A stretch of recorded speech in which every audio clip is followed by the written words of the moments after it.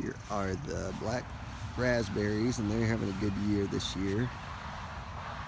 So, hoping to be able to double the size of this with the new starts we get this year.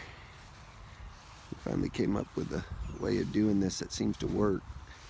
Just putting some black paper down and then cutting holes in it, putting our plants in, and then mulching real heavy so we don't have to water them so much. But they seem to be liking it here.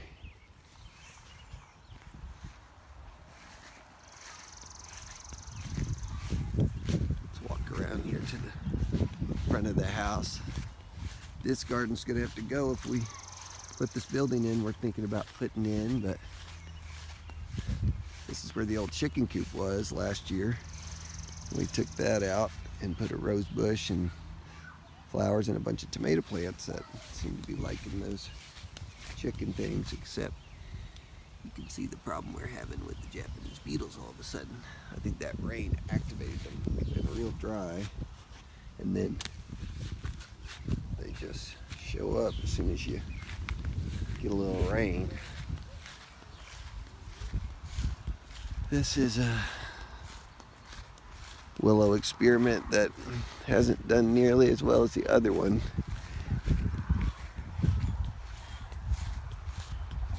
We've got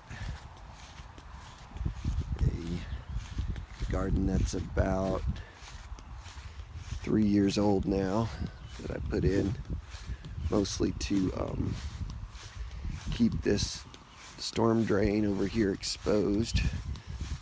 That's the guttering from the house. But we've got a tree that Perva gave us. That's some kind of a ornamental pear tree, I believe. It's a red. And then I've got a Canadian hemlock in here that I've planted that should be a really big tree someday, that I put in this spring. And we finally planted some flowers in the middle of the driveway this year around the fountain. And we've got a can of bulbs that I got from Strawberry Hill that are really liking this spot over here. So we've got some nice color over here for the first time. And this magnolia here, this little one that is probably about 4 years in right there. It was a little bush. And then we've got the two larger magnolias that are about 7, 8 years in from the auction.